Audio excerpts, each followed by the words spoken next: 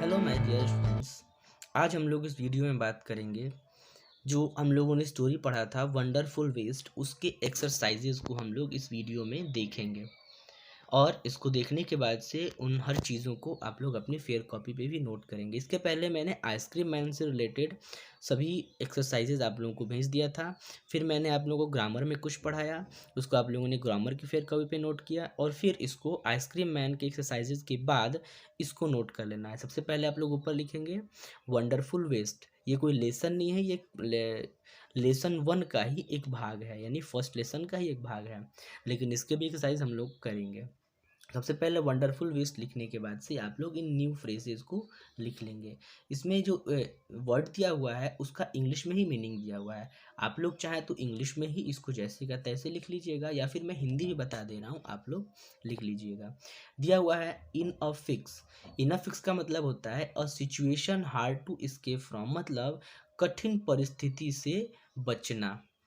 कठिन परिस्थिति से बचना। आप लोग चाहें तो हिंदी में इस तरीके से लिख सकते हैं, कठिन परिस्थिति से बचना।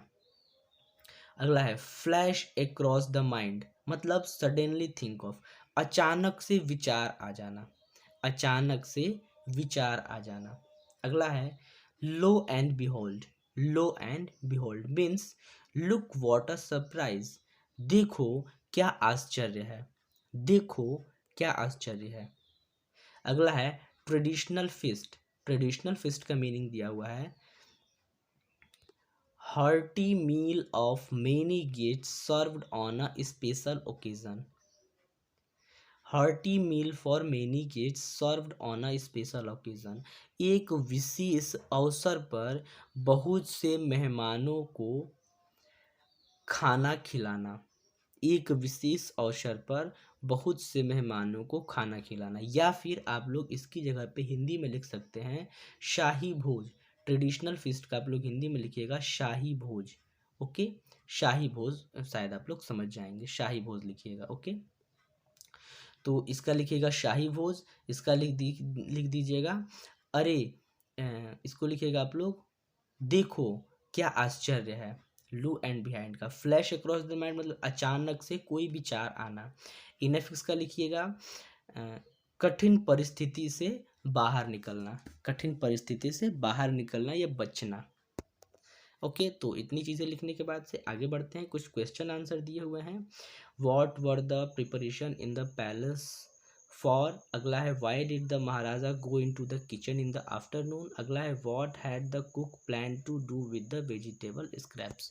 तो इसका आंसर हम लोग नीचे देखेंगे।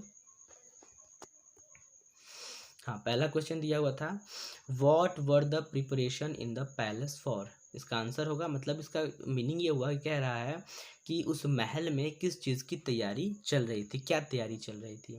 तो there were preparation for a grand dinner in the palace, उस महल में एक बड़े रात्रि भोजन की तैयारी चल रही थी। अगला क्वेश्चन है why did the Maharaja go into the kitchen in the afternoon. महाराजा दोपहर के समय किचन में क्यों गए। The Maharaja went into the kitchen to examine the dishes that had been prepared for the grand dinner.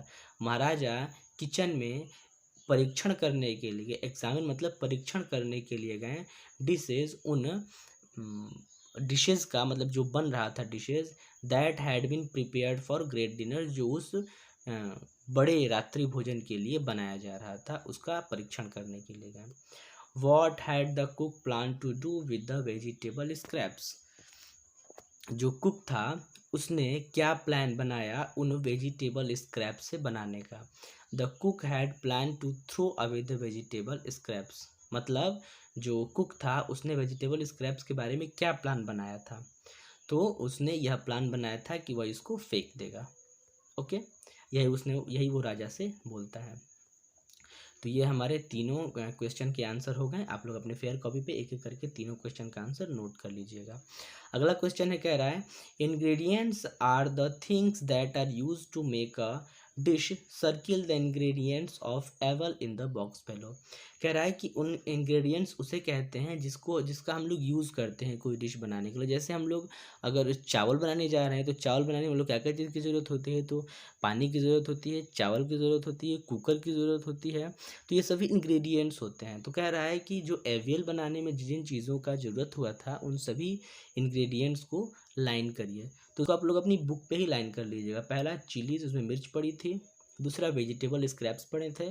अगला coconut पड़ा था, गार्लिक पड़ा था, कर्ड पड़ा था और करी लीव्स पड़ा था। इतनी चीज़ें मैंने अंडरलाइन कर दिया है, आप लोग इसी तरह अपनी बुक पे ही नोट कर लीजिएगा।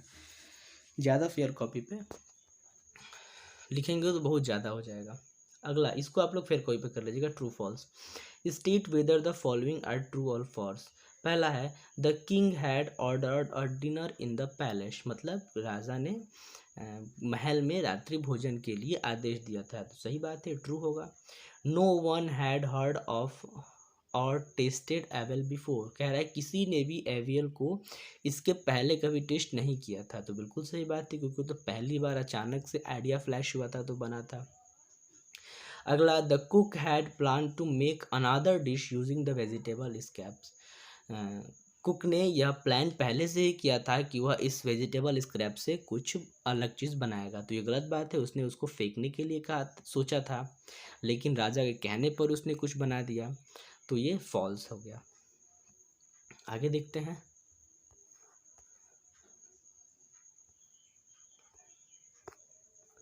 ये क्वेश्चन आंसर हो गया, इसको आप लोग नोट कर लीजिएगा। अगला ये देखते हैं। कह रहा है कि a recipe is a list of direction to prepare a dish. The following sentences are not a order for preparing avial, number them in the correct order. कह रहा है कि इसमें एवियल कैसे बनता है उन सभी चीज़ों को दिया गया है, लेकिन वो करेक्ट ऑर्डर में नहीं दिए गए हैं। उसको आप लोग करेक्ट ऑर्डर में बताइए। इसमें पहला ये दे दिया है, बाकी चीज़ें मैंने इसमें बता दी हैं। सबसे पहले wash and clean the mix of vegetable bytes.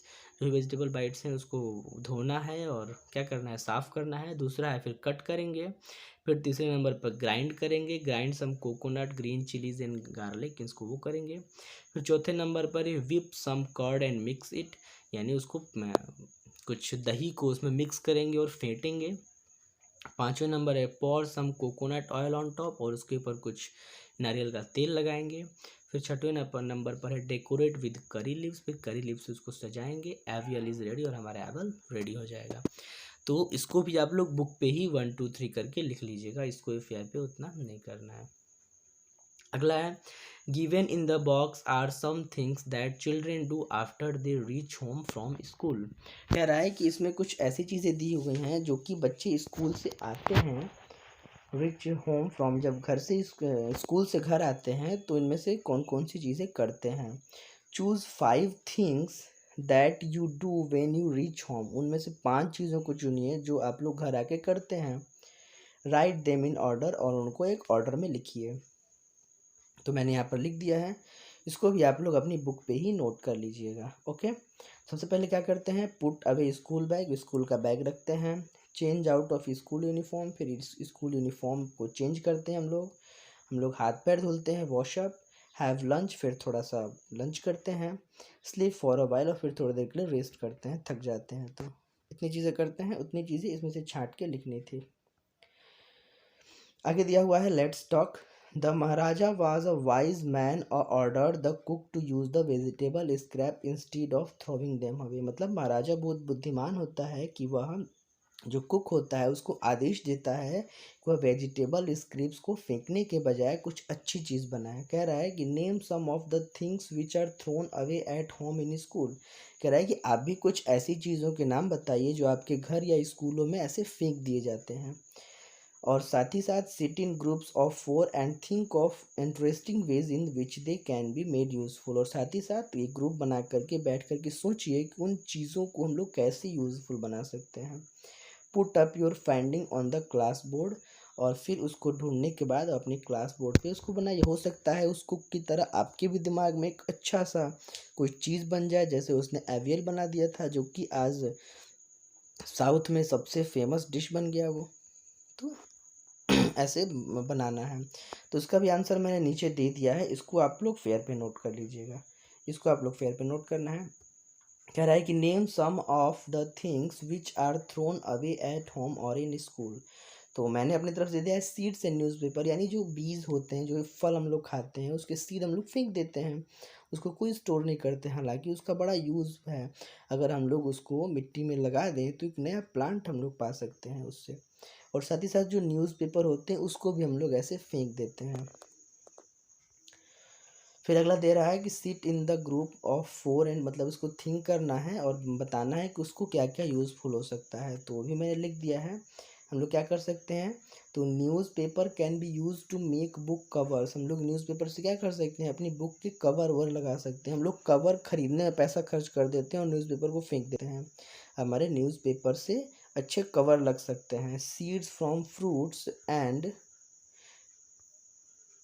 हाँ seeds from fruits and vegetables can be, ये है कैन यहाँ पर, okay, can be used to grow new plants. और जो सीड्स हैं उसके हम लोग फल और सब्जियाँ फिर से नया उगा सकते हैं। तो इतनी चीज़ें हैं, इसको आप लोग फेयर कॉपी पे नोट कर लीजिएगा। तो ये यहाँ तक हम लोगों ने कर लिया, आगे पढ़ते हैं वर्ड बिल्डिंग। वर्ड बिल्डिंग में दिया हुआ है कि some words have more than one meaning. कुछ ऐसे वर्ड होते हैं जिसका एक से ज़्यादा मीनिंग होता है। जैसे यहाँ पर एग्जांपल में दिया हुआ है पॉइंट। पॉइंट का नाउन में और वर्ब में दो अलग अलग वर्ड होता है। नाउन में दिया हुआ है पॉइंट का मतलब होता है ए डॉट प्रिंट ऑफ राइटिंग, मतलब लिखने में जैसे हम लोग ऐसे डॉट लगा देते हैं, इसको हम लोग क्या बोलते हैं, जैसे हम लोग डॉट लगा दिया तो क्या हो जाता है, ये एक नाउन के रूप में यूज़ होता है। या फिर डेसिमल भी बोल देते हैं। The number you score in a game, जिसको हम लोग गेम में, इसको वो भी एक पॉइंट होता है, जैसे पॉइंट टेबल होता है, तो इसको नाउन में यूज़ करते हैं। वर्ब में क्या होता है, टू शो और कॉल अटेंशन टू समथिंग। नहीं कहते हैं कि आपके पॉइंट ऑफ व्यू से ये क्या है, तो मतलब एक पॉइंट का मतलब वो भी होता है कि हमारे विचार, एक जगह पॉइंट का मतलब हो जाता है कोई डॉट हो गया, डेसिमल हो गया, या फिर कोई पॉइंट टेबल हो गया, जैसे हम लोग गेमों में देखते हैं। उसी तरीके से कुछ ऐसे भी वर्ड दिए हुए हैं जिसको हम लोग अलग अलग लिखना है। मैंने इसको भी सॉल्व करके लिख दिया है, कुछ ज़्यादा दिक्कत नहीं है, मैं समझा भी देता हूँ। ग्राउंड, ग्राउंड का नाउन में यूज़ होता है the solid part of the earth surface. Earth surface का जो सॉलिड पार्ट होता है उसको बोलते हैं। साथ ही साथ टू फिक्स समथिंग स्ट्रांगली, किसी चीज़ को अच्छे से फिक्स करना, स्ट्रांगली फिक्स करना, उसको भी ग्राउंड बोलते हैं। सर्वे का नाउन होता है अ शॉर्ट समरी, और वर्ब हो जाएगा to look over carefully. Scrap का नाउन हो जाएगा वेस्ट मटेरियल टू थ्रो, और वर्ब हो जाएगा टू डिस्पोज और थ्रो द वेस्ट मटेरियल। स्टर्नी का नाउन हो जाएगा स्ट्रिक्ट, और वर्ब का हो जाएगा सेवरली सिंपल। टेम्पटिंग का हो जाएगा हाईली अट्रैक्टिव, और वर्ब हो जाएगा टू अट्रैक्ट। तो इस तरीके से अलग अलग वर्ड के नाउन और वर्ब में अलग अलग मीनिंग निकलते हैं। इसको आप लोग नोट कर लीजिएगा। ये सब मैंने बता दिया है। अब आगे चलते हैं। यहाँ पर दिया हुआ है make new words by adding dropping a few letters from the root word, some are done for you. इसमें ईडी, आईएनजी, ईआर और ईएसटी जोड़ना है जिस वर्ड में जो जुड़ने लगे। जैसे पाउंड है तो पाउंड का पाउंडेड, पाउंडिंग हो गया। ट्राई का ट्राइड, ट्राइंग हो जाए। इसको भी आप लोग बुक पे ही लिख लीजिएगा, ओके, इसको आप लोग बुक पे ही नोट कर लीजिएगा। लार्ज का लार्जर, लार्जेस्ट। न्यू का न्यूवर, न्यूवेस्ट। टेस्टी का टेस्टेड, टेस्टिंग, टेस्टियर, टेस्टिएट, मतलब इसका चारों फॉर्म में बन जाएगा। वही यहाँ पर पूछा भी है लास्ट में, do any of these words use all of four ending. कह रहा है इसमें से कौन कौन से वर्ड है जो चारों में बने हैं। तो टेस्टी और क्लीन, यानी टेस्टी में चारों में बना है और क्लीन भी चारों में बना है। Clean, cleaning, cleaner, cleanest. ये क्या है, ईडी जुड़ता है पास्ट फॉर्म में, आईएनजी जुड़ता है कॉन्टिन्यूअस फॉर्म में, यानी किसी भी टेंस का जो कॉन्टिन्यूअस फॉर्म होता है उसमें आईएनजी जुड़ता है। ईडी जुड़ता है किसी भी वर्ड का जो पास्ट फॉर्म होता है उसमें ईडी जुड़ता है। ईआर का मतलब क्या होता है, ये है कंपैरेटिव डिग्री, और ईएसटी होता है सुपरलेटिव डिग्री। यानी कि अगर किसी दो चीज़ों में कोई कंपेयर किया जाता है, जैसे एक देख लीजिए, लार्ज का दिया है लार्जर। लार्ज मतलब बड़ा होता है, लार्जर मतलब थोड़ा बड़ा, और लार्जेस्ट मतलब बहुत बड़ा। उसी तरह दिया है न्यू मतलब नया, न्यूअर मतलब थोड़ा नया, और न्यूएस्ट मतलब बहुत ज़्यादा नया। टेस्टी दिया है, तो टेस्टियर मतलब थोड़ा ज़्यादा स्वादिष्ट, और टेस्टियस्ट मतलब बहुत ज़्यादा स्वादिष्ट।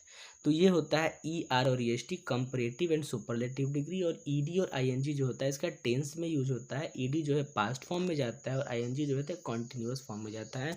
ये सभी चीज़ें जब हम लोग टेंस पढ़ेंगे तो अच्छे से समझ में आने लगेंगी। अभी इसको आप लोग ऐसे ही नोट कर लीजिएगा। अगला देखिए, दिया हुआ है name some name food that is made in your home. कह रहा है कि उन भोजन का नाम लिखिए जो आपके घर पे बनते हैं। पहला दिया हुआ है फॉर अ फीस्ट और फेस्टिवल, कोई त्यौहार या फिर कोई भोज होता है तो ज़्यादातर लोग घर पूरी सब्जी बनता है, इसलिए मैंने पूरी सब्जी लिख दिया है।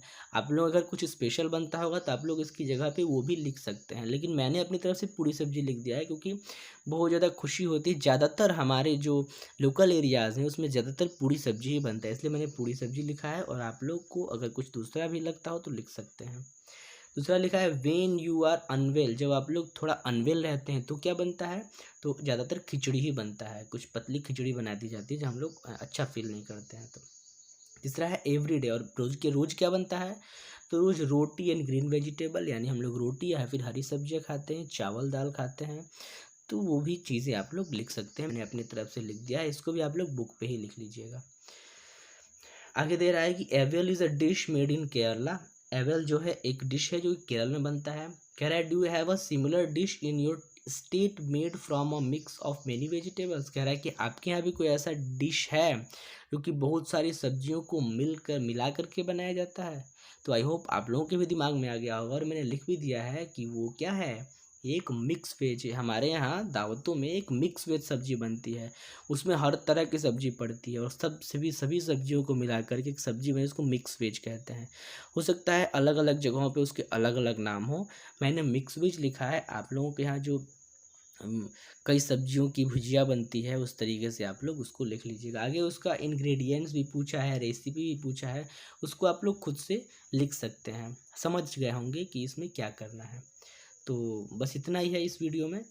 बाकी जो चीज़ें मैंने बताई हैं, जैसे बताई हैं वैसे ही आप लोग फेयर कॉपी पे नोट करिएगा। अगर वीडियो में क्लियर नहीं दिखाई दे रहा है तो मैं पीडीएफ भेज दिया हूँ, आप लोग पीडीएफ में से नोट कर लीजिएगा और वीडियो में से केवल अच्छे से समझ लीजिएगा। ओके, बस आज के लिए इतना ही। अगले वीडियो में हम लोग कुछ ग्रामर की चीज़ें पढ़ेंगे और साथ ही साथ बुक्स भी पढ़ते रहेंगे। Okay, thank you.